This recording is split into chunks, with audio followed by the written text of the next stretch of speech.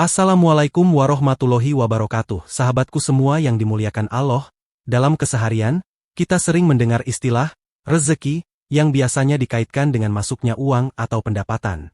Namun, dalam Islam, konsep rezeki lebih luas dari sekadar materi.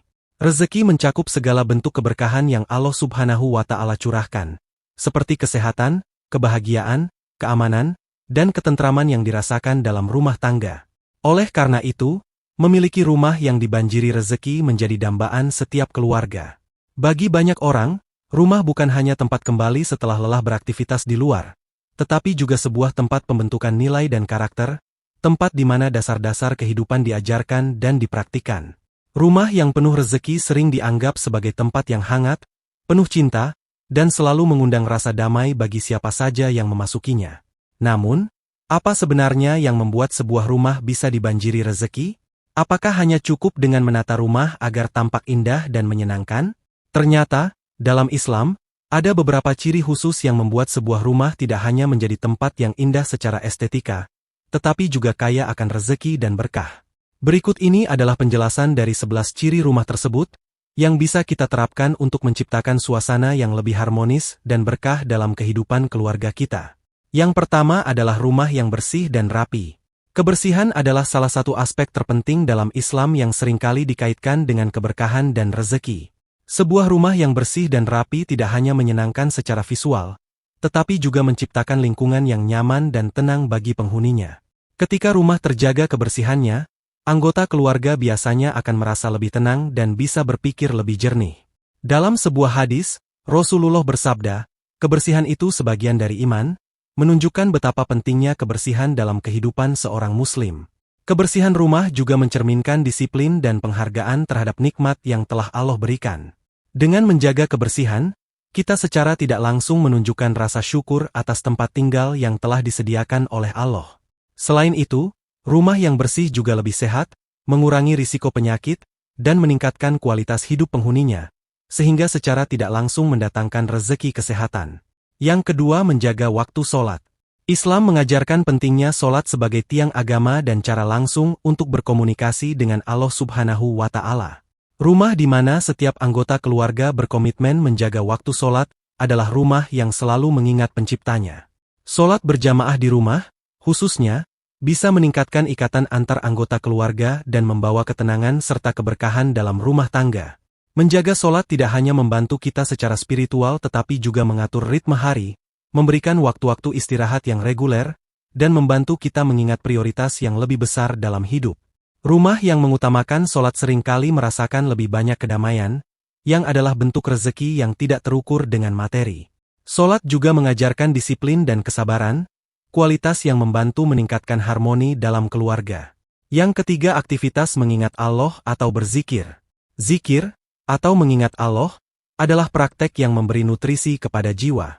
Dalam rutinitas sehari-hari, menyisihkan waktu untuk berzikir dapat membawa ketenangan dan kejernihan pikiran.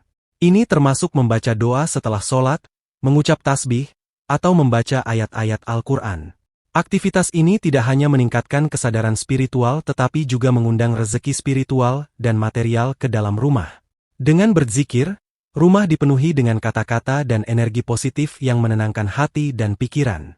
Ini menciptakan atmosfer yang kondusif untuk kebahagiaan, memperkuat tali kekeluargaan, dan menarik energi positif yang bisa membuka pintu rezeki dalam berbagai bentuk. Selain itu, zikir membantu mengurangi stres dan kecemasan, meningkatkan fokus, dan membantu kita menghadapi kesulitan dengan kepala yang lebih tenang. Yang keempat, membaca Al-Quran secara rutin. Membaca Al-Quran di rumah membawa cahaya dan ketenangan ke dalam lingkungan keluarga.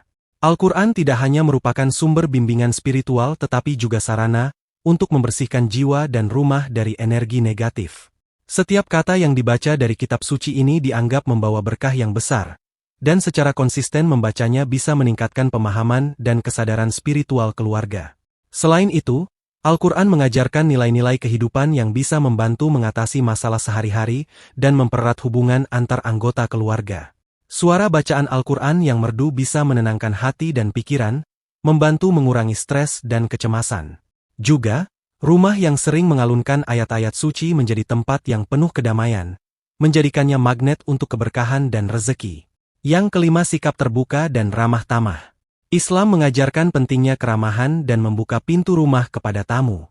Menjadi tuan rumah yang baik dan menunjukkan keramah tamahan tidak hanya merupakan nilai murni yang diajarkan Nabi Muhammad, tetapi juga cara untuk memperluas jaringan sosial dan silaturahmi yang pada akhirnya bisa membuka lebih banyak jalan rezeki. Menerima tamu dengan senyum, kata-kata yang baik, dan perlakuan yang hangat menciptakan energi positif di rumah. Hal ini tidak hanya meningkatkan reputasi sosial tapi juga menanam benih-benih kebaikan yang seringkali dibalas oleh Allah dengan rezeki yang tidak terduga. Lebih dari itu, berinteraksi dengan berbagai orang memberikan peluang baru untuk belajar dan tumbuh, secara tidak langsung mendatangkan keberkahan dan rezeki pengetahuan. Yang keenam, keluarga yang saling memaafkan. Memaafkan adalah kunci penting dalam Islam untuk membuka pintu rezeki.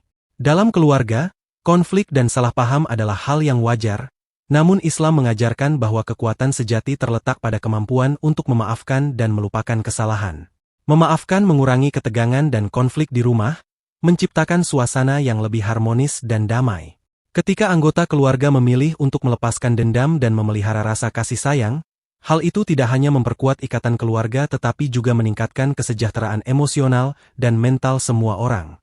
Dalam sebuah rumah di mana setiap orang bekerja untuk memahami dan memaafkan satu sama lain, Allah Subhanahu wa Ta'ala seringkali memberi keberkahan dengan rezeki yang berlimpah dan tidak terduga.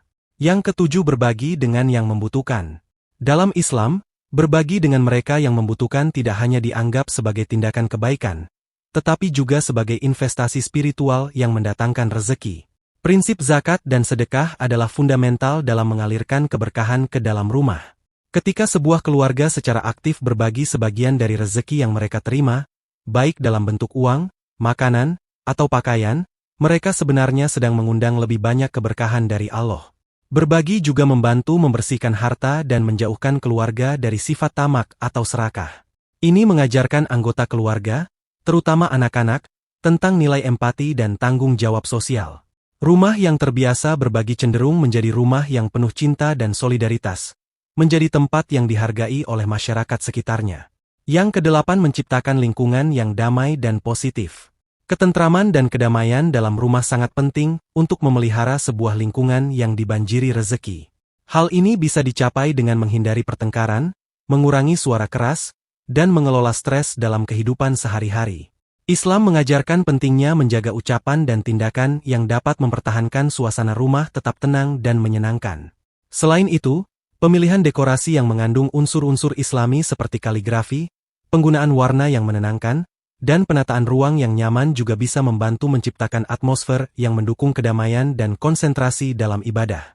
Ketika rumah menjadi tempat yang damai, anggota keluarga akan lebih mudah dalam beribadah dan berinteraksi secara positif satu sama lain, yang secara langsung dapat menarik lebih banyak rezeki dan keberkahan. Yang kesembilan adalah menghindari pemborosan. Pengelolaan sumber daya yang bijak adalah salah satu kunci mengundang rezeki menurut ajaran Islam. Rasulullah seringkali menekankan pentingnya tidak boros dan menggunakan segala sesuatu sesuai kebutuhan.